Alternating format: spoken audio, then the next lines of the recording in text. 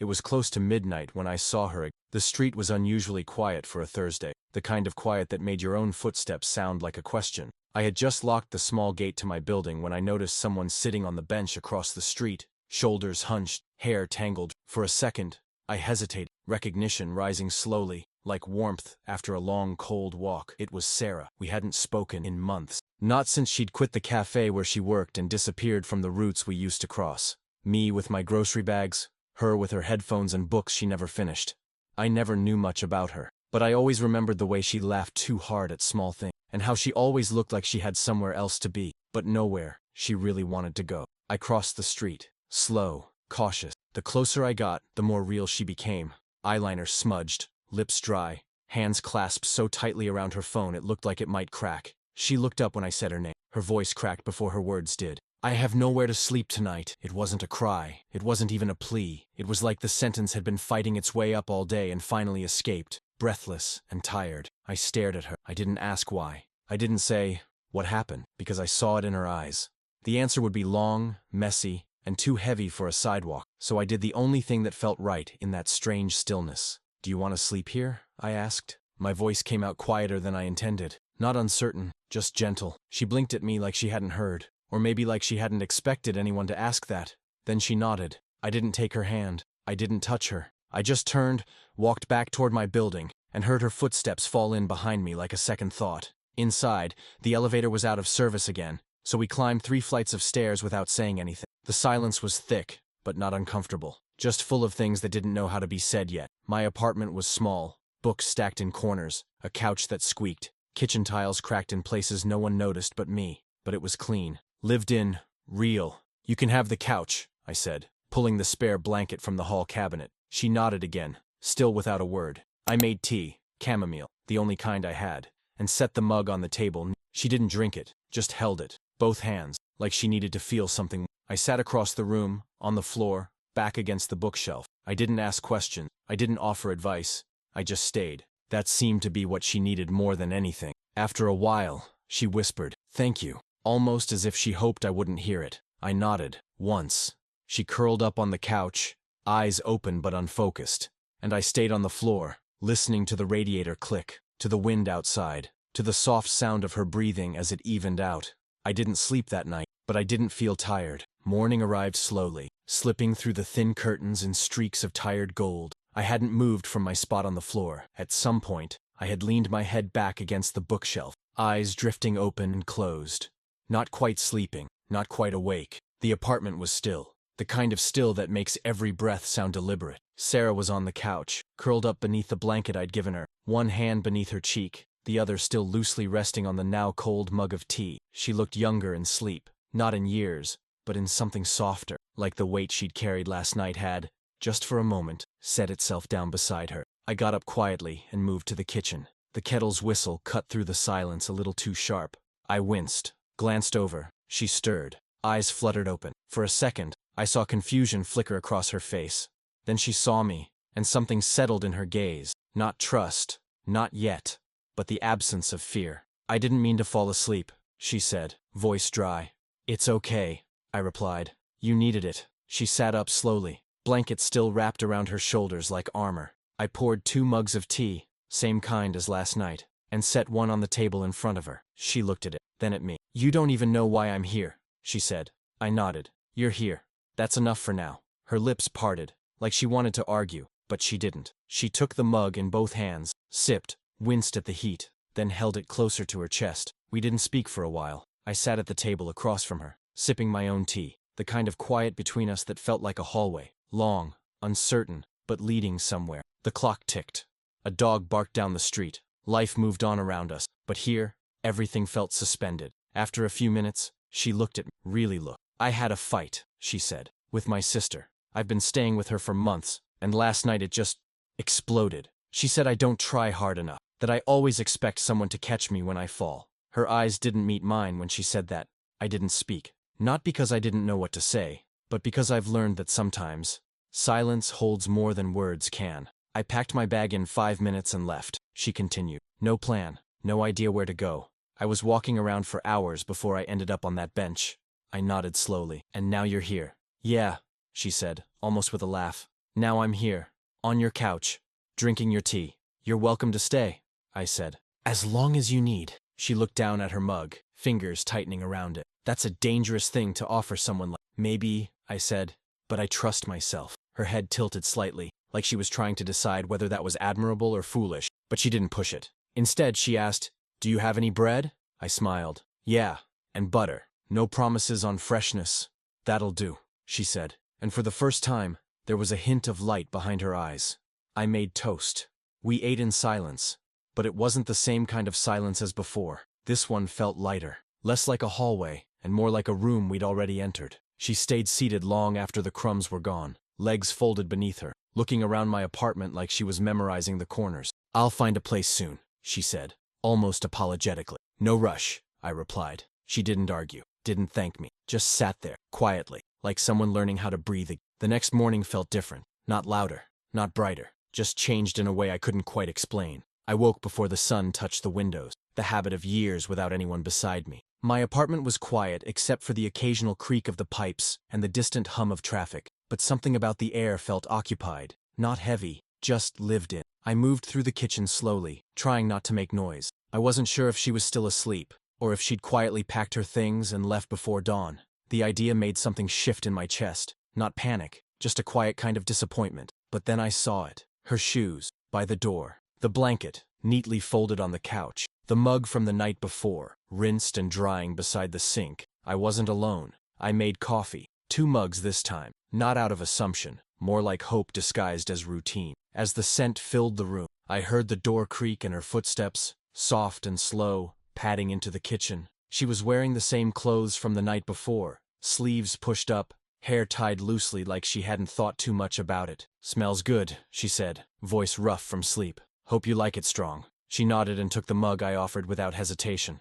We sat at the small table by the window, the one I usually occupied alone. For a few minutes, we didn't talk. The silence wasn't awkward, it felt necessary, like we were letting the morning settle around us before trying to name it. "I used to hate coffee," she said finally. "Thought it was bitter and pointless, but I got used to it. Eventually started liking it." "Most things are like that," I said. "You hate them until you—" She smiled faintly, and I caught the edge of something in her expression. Tiredness, maybe, or gratitude hidden beneath exhaustion. I didn't ask if she had plans. I didn't ask if she was staying again. I simply made toast, sliced some fruit, set them on the table like this was what mornings had always looked like here. "Did you work yesterday?" she asked, almost apologetically. "I work from home," I said. "Freelance design, projects come and go." She nodded, as if the idea of someone with that much flexibility made sense now, like it explained why I had space, for time, for silence, for someone like her to exist without being questioned. We ate quietly. Occasionally, our eyes met. There were no long stares, no charged moments, just glances that held, then passed, simple, still. After breakfast, she stood up and walked over to the window. She didn't ask permission. She just moved like someone trying to feel the world again through glass. "Do you always keep it this quiet?" she asked. "Most days, yeah." I forgot what quiet sounded like. Her voice cracked a little on that last word. I didn't move toward her. I stayed seated, let her have the space between us. She turned slowly and looked at me, not with intensity, but with a kind of weary curiosity, like she still wasn't sure what kind of person I was. But she didn't feel the need to run. "Michael," she said, my name, spoken for the first time since she arrived. "Is it okay if I stay one more night?" "You can stay as many as you need," I said. She looked away then, toward the floor, like she was trying to swallow something too big for her throat. "Thank you," she whispered. This time, it wasn't hesitant. The rest of the day moved slowly. I worked from the corner of the living room while she read a book she found on my shelf. We didn't speak much, but we didn't have to. The 2 mugs stayed on the table long after the coffee was gone, and by evening, I realized something strange. I didn't mind the silence anymore. By the 3rd morning, her presence had started to thread itself into the corners of my routine. I noticed it not in grand gestures, but in quiet disruptions. An extra towel draped over the bathroom door, her toothbrush lying beside mine, a book left half open on the armrest of the couch. Nothing claimed, nothing permanent, but there, nonetheless. We didn't speak much that morning. I offered her coffee with a nod. She accepted with the same. The silence between us had changed again, less guarded, more like something being slowly built, not held back. It was still early when I found her on the balcony, sitting cross-legged with a sweater pulled over her knees, staring at the street below like it held answers to questions she hadn't yet asked aloud. She didn't turn when I stepped outside, but I knew she heard me. I've been thinking, she said, about leaving, about staying. I waited. I don't want to go back to my sister's. That door doesn't open the same way twice. And my mom, she means well, but every time I'm near her, I feel like I'm 12 again, apologizing for existing. She looked at me then, not searching for comfort, just acknowledgement. I don't really know where I belong. Maybe that sounds dramatic. Her voice wavered. I don't want to be a burden. You're not, I said. Not even close. She let that sit for a moment before nodding slightly. I used to be good at disappearing, she murmured. In college, I could move through rooms without being seen. I'd sit in libraries, cafes, parks. Hours would pass, and no one would know. I thought it was freedom. But I think I just got good at being alone. There was something so quiet in the way she said it that I didn't answer right away. I just stood beside her, watching cars crawl along the street, the world carrying on oblivious to the quiet unraveling happening a few stories above. I had a boyfriend once, she added, almost as an afterthought. Nothing terrible happened. He just stopped seeing me. I was still there, still trying. But it's hard to keep pouring into someone who never holds anything in return. She laughed softly, but it wasn't a joyful sound. I don't even know why I'm telling you this. Because you want to, I said. Because maybe you need to. Her eyes met mine again. There was something in them that hadn't been there before. Not trust. Not fully. But something adjacent to it. A beginning, maybe. Inside, the kettle began to whistle. She didn't move. Neither did I. You're very calm, she said suddenly. Would you prefer if I wasn't? No, she said. It's strange. Good strange. Like I'm not waiting for the next hit to come. We stepped back into the apartment, the scent of tea and toasted bread already filling the air. She took a seat at the table, her posture less guarded now. She looked around the room like she was seeing it for the first time, not just observing, but noticing. There's a rhythm here, she said. In this place. In you. I think that's just called habit. Maybe, she said, stirring her tea. Or maybe it's peace. I don't think I've ever had that. We ate together, quietly, the kind of quiet that didn't ask for more. When she finished, she didn't get up right away. She just sat there, fingers grazing the rim of her mug. I'd like to stay one more night, she said. If that's still okay. It is. She didn't thank me this time, and I didn't need her to. By evening, I found her folding the blanket again, this time with care. Her things were still by the door, but they didn't look like they were preparing to leave, and for the first time, I realized I didn't want her to. The fourth morning came with rain, not a storm, not the kind of rain that forces the world to pause, but a slow, persistent drizzle that muted the city's usual rhythm. I watched it from the kitchen window, the drops sliding down the glass like they had nowhere better to be. Behind me, the sound of Sarah's quiet footsteps told me she was awake before I saw her. She moved through the apartment like someone who had started to remember the shapes of things. She no longer hesitated before opening the cupboard or reaching for the kettle. Her presence was quieter now, but less tentative, like she was beginning to believe she wouldn't be asked to leave. I poured 2 mugs of coffee before she asked. She gave me a look, a half smile. You're starting to read my mind. Just learning the pattern, I said. After breakfast, she stood near the balcony, watching the rain and everything gray. She wore a jacket I hadn't seen before, light brown, soft at the edges, with a missing button near the wrist. It looked like something she'd had for years, something that had seen more than its share of bus stops and waiting rooms. I should wash this. More to herself than to me. It smells like the past. She opened the balcony door, stepped out barefoot, and hung it carefully. The rain touched her hair in small, delicate drops, but she didn't flinch. She looked peaceful, or maybe just empty enough to appear that way. I didn't join her. I just watched. Something about the way she draped the coat, a kind of ritual, like letting go of an old version of herself, stayed with me. Later, while I worked in the corner of the room, Sarah sat on the floor with my old record. I'd forgotten it even worked. She ran her fingers over the sleeves, pulled one out, and placed the needle with surprising care. Soft jazz filled the apartment, the kind that doesn't ask for attention but rewards it if given. She leaned back against the wall, eyes closed, letting the sound wash over her. Do you ever get tired of being alone? She asked, eyes still closed. I looked up from my laptop, surprised by the question. Sometimes, I said, but not often. She nodded, as if that made sense. I used to think I loved solitude, but now I think I was just afraid of asking to stay. The record cracked softly between tracks. She didn't say anything else for a while, and neither did I. In the afternoon, the rain stopped, the light shifted. The smell of wet pavement seeped through the windows, clean. I stepped onto the balcony to bring in some towels I'd forgotten to take down yesterday. Her coat was still there, dripping slow, steady drops from its sleeves. I left it. That evening, we cooked together for the first time. Nothing elaborate. Pasta, garlic, a few chopped vegetables. We moved around each other in the kitchen in a rhythm we hadn't discussed. She found the colander without asking. I handed her the wooden spoon before she reached for it. It wasn't smooth exactly, but it wasn't clumsy either. It was something in between, something promising. At dinner, she said, "You don't ask a lot of questions. Do you want me to?" "No," she said quickly. Then, softer, "I'm just not used to it. Most people try to fix you when they hear your story. I'm not here to fix you," I said. "I'm just here." She looked down, and I could see her throat move as she swallowed that quietly. When the dishes were done and the lights dimmed, I noticed the coat again, still outside, still dripping, but hanging, as if it belonged there. She noticed me looking. "You can bring it in if it bothers you," she said. It doesn't. That night, she didn't fold the blanket on the couch. She just left it where it was, like it was hers now, and maybe it was.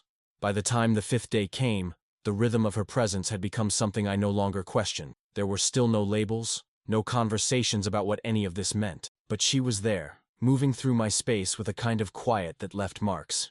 Shoes left just inside the door, a half-finished list on the fridge in handwriting that wasn't mine, the soft scent of lavender on the towel she now used without asking. The rain returned in the early afternoon, heavier this time. It blurred the window, drummed lightly against the roof, muffled the world beyond our walls.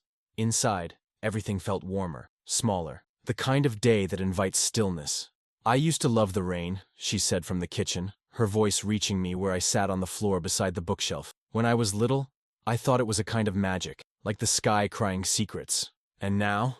I asked. She paused. "Now it just sounds like waiting." I didn't reply. Instead, I reached for the old speaker on the shelf, connected it to my phone, and let music fill the room. Something soft, slow, the kind that wrapped itself around you without asking. She turned from the window and looked at me, one eyebrow raised.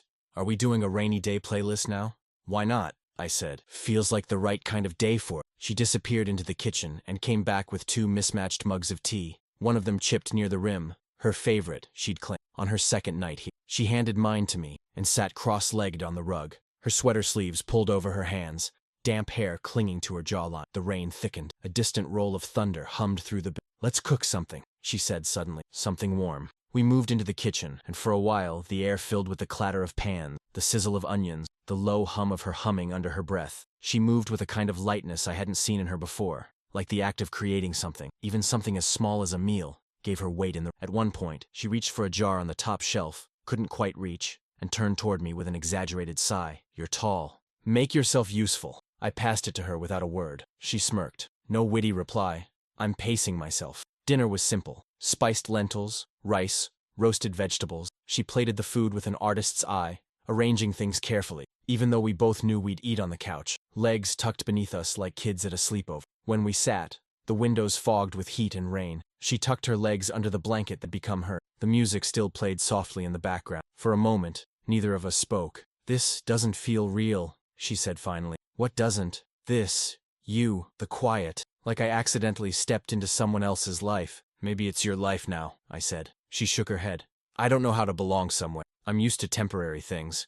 Couches, guest key, promises people forget they made." I looked at her, really looked. Her fingers curled around the mug, her eyes fixed on the window. The kind of sadness that doesn't announce itself, but lingers in the corners of sentences. "You're not temporary," I said. "Not unless you choose to be." She didn't answer, just pulled the blanket tighter, her shoulders sinking slightly like she'd just set down something heavy. Outside, the rain softened. Inside, everything stilled. And when she looked at me again, there was something in her eyes I hadn't seen before. Not hope, not yet, but something close. It was Saturday when the quiet was broken. We had just finished a late breakfast, the kind that stretched into noon without either of us noticing. Sarah sat cross-legged at the kitchen table, a newspaper puzzle half-finished in front of her, her glasses slipping down the bridge of her nose. I was washing the dishes, sleeves rolled up, the window cracked open to let in the crisp air that followed the rain. That's when the buzzer rang. I froze for a second, hands still submerged in warm water. Sarah looked up, startled, not alarmed, but immediately retreating into that stillness I was starting to recognize, the one she used when the world reached in too far. I wiped my hands, stepped to the intercom, pressed the button. "Michael." "Hey, it's Evan. You home?" I hadn't heard from Evan in weeks. A friend from college, the kind who shows up twice a year and talks like you just saw each other yesterday. I glanced at Sarah, who had already begun gathering her things from the table, her face unreadable. "Yeah," I said into the speaker. "Come up." By the time the knock came, she had moved to the edge of the couch, hands folded in her lap, eyes distant. I opened the door, and Evan stepped in with his usual easy grin, arms wide, voice louder than the room could hold. Man, this place hasn't changed at all. He glanced around, then noticed Sarah. He stopped, blinked. Oh, sorry. Didn't know you had company. I introduced them. Sarah offered a polite smile, a nod, nothing more. Evan sat without waiting to be asked, started talking about work, his recent trip to Spain, the weird Airbnb host who insisted on showing him family photos. I laughed in the right places, but my eyes kept drifting to Sarah. She didn't interrupt. She didn't engage, just sat quietly, sipping her now cold tea, her posture gradually folding inward. After 20 minutes, she stood. I think I'll go for a walk, she said, voice too even. I stood, too. Do you want me to? No, she said quickly. I'm fine. She grabbed her coat from the hook by the door and slipped out before I could say anything else. Evan glanced at the door, then at me. Did I say something? No, I said, sitting down slowly. She's just dealing with a lot. He nodded, but there was a flicker of something in his expression. Curiosity, judgment. I couldn't tell. He changed the subject. I let him. When he finally left, hours later, the apartment felt different, stale, off balance. I looked around at the empty teacup, the puzzle she'd abandoned, her shoes still by the door. I waited another hour before stepping outside. The streets were quiet. I walked aimlessly, unsure of whether I was looking for her or just walking to quiet something restless inside me. She returned just after sunset. I heard the door unlock softly, heard her footsteps before she spoke. I'm sorry, she said, not meeting my eyes. I didn't mean to be rude. You weren't. She moved to the kitchen, poured herself a glass of water, leaned against the counter like she was bracing herself for something heavier. I just don't do well with strangers, especially not ones who show up in spaces that don't feel like mine. I stepped closer but kept my distance. You don't have to explain. I do, she said, because this place, it's not mine. I know that, and maybe I've stayed too long. Maybe you're too kind to say it. You haven't, I said, and I wouldn't. She looked at me, and her eyes, tired, uncertain, held a question she hadn't asked yet, so I answered it. You can stay. Not because I feel sorry for you, not because I don't know how to say no, but because I want. Her eyes welled, but she blinked them dry before the tears could fall. I just needed to hear that, she whispered. And I knew, in that moment, she wasn't walking away. Not yet. She found it tucked inside a paperback she pulled from the shelf that afternoon, something she chose without thinking, maybe just to feel the weight of a book in her hands. I was in the other room when I heard the pause in her movements, the way the pages stopped turning. When I returned to the living room, she was sitting cross-legged on the floor, the open book forgotten beside her, holding a single sheet of folded paper in both hands. I forgot I put this here, she said, her voice distant. Years ago. She didn't offer it to me, didn't read it aloud, just unfolded it slowly, smoothed it over her knee, and stared at the words like she wasn't sure they still belonged to her. It's a letter, she said, to myself. I wrote it on a night I almost gave up. She didn't mean the poetic kind of giving up. Her tone made that clear. I sat on the floor across from her, giving her. It's not a suicide note, just a promise I made, that if things didn't get better by spring, I'd leave, not die, just disappear, change my name, move somewhere no one knew me, start over with nothing. She traced the edge of the paper with her finger. I wrote down what I wanted to hear from someone, anyone, and then I hid it because I didn't want to be embarrassed by how badly I needed those words. She looked up at me. Is that pathetic? No, I said. It's human. She folded the letter again, slower this time. It's strange. I don't even remember writing half of it, but the feeling that I remember. I didn't ask what the letter said. It felt too sacred, too raw. But she spoke anyway, as if saying it out loud might take some of the weight out of it. I wrote, "You are not hard to love. You are just surrounded by people who don't know how." Her voice trembled on the last word. She didn't cry. Not fully. Just blinked too often, as if trying to keep something inside. I forgot I wrote that, she whispered, and now it feels like someone else said it. Maybe that's what you needed, I said, to hear it again, now. She nodded, slowly, eyes on the floor. I wanted to reach for her hand, not to comfort, but to anchor, but I didn't move. Instead, I sat still and let the silence do what it needed. Eventually, she placed the letter on the coffee table beside the book. Can I leave it here? She asked. Of course. She stayed seated on the floor, arms around her knees, chin resting lightly on top. For a while, neither of us moved. The room had grown dim, the light outside beginning to fade. I didn't reach for the lamp. I let the darkness come slowly. When I was 15, she said, my mom told me I was too emotional. She said I made everything heavier than it needed. She was wrong. I know, she said, but sometimes I still hear her voice when I start to feel too much, and I shrink. Her voice cracked on that word, shrink, and it broke something quiet in me. You don't have to shrink here, I said. You can take up space.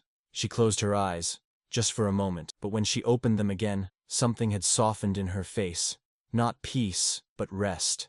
That night, she didn't sleep on the couch. She didn't ask, and I didn't suggest it. Instead, she took the blanket and curled up in the reading chair, legs tucked under her, the letter still sitting untouched on the table beside her. I turned out the lights and left her there, the room quiet except for the sound of her breathing, steady now, and in the morning, the letter was gone. But her coat was still hanging on the balcony line. The message arrived in the late afternoon, her phone lighting up quietly on the kitchen counter while she stood at the sink, rinsing an apple. I didn't see the screen, but I saw her posture change, a subtle stiffening, the kind that comes when the past knocks without warning. She dried her hands slowly, picked up the phone, read the message once.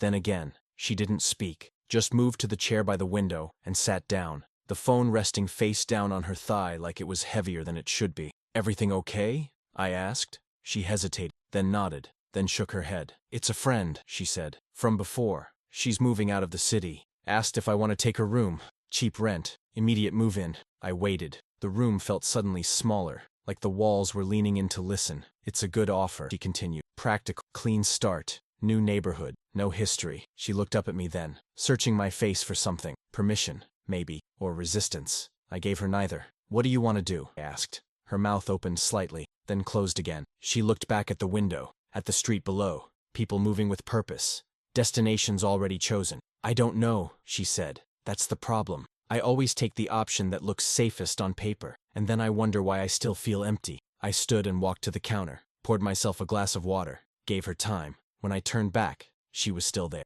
eyes unfocused, thumb tracing the edge of her phone. "You could take it," I said. "Or you could stay. Or you could do something else entirely." She let out a soft laugh. "You make it sound easy." "It's not easy," I said, "but it's yours." She looked down at her hands.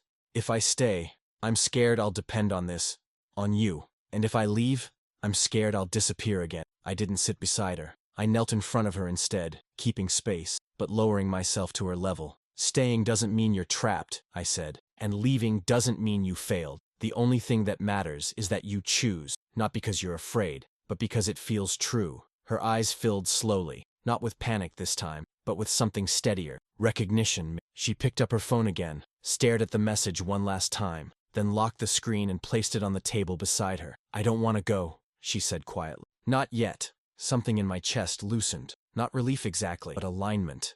Like a decision had been made that matched the quiet rhythm we'd built without naming it. "Then don't," I said. She stood, crossed the small space between us, and rested her forehead briefly against my shoulder. Not an embrace, not a confession, just contact, grounding. "Thank you," she whispered, "for not choosing for." That night, we ate dinner without speaking much. She laughed once, suddenly, at something unimportant. Later, I noticed her toothbrush had been moved, no longer tentative, no longer temporary. It stood upright beside mine, deliberate. As I turned off the lights, I saw the balcony door still open slightly. Her coat was gone from the line, folded inside, and I understood that whatever this was, it wasn't accidental. And Sunday arrived with a stillness that felt earned. The apartment was quiet in a way that didn't demand attention. Just there, like air, like the low hum of something that had finally found its shape. I woke to the smell of coffee, already brewed. It surprised me at first. She never started the mornings before me. When I walked into the kitchen, she was there,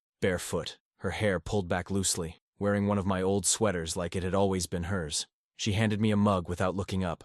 "I figured it was my turn," she said simply. I took it from her, fingers brushing for a second. No apology, no explanation, just routine, shared now. We stood in silence for a moment, sipping side by side. The air felt warmer, less like a waiting room, more like home. She moved around the kitchen with ease, pulling down plates, opening drawers without hesitation. No more asking, no more second-guessing. Her presence had woven itself into the space, not loudly, but unmistakably. I noticed the small things that morning, the way she hummed under her breath, the way her eyes lingered on the window, watching the sunlight settle across the floor like something sacred, the way she fit here, not like she was visiting, but like she'd finally stopped running. After breakfast, I went to the bathroom to shave. That's when I saw it. 2 toothbrushes, not resting loosely on the edge of the sink, not hidden away. They stood in a small glass, side by side, hers with the soft green handle, mine worn from use, intentional, placed.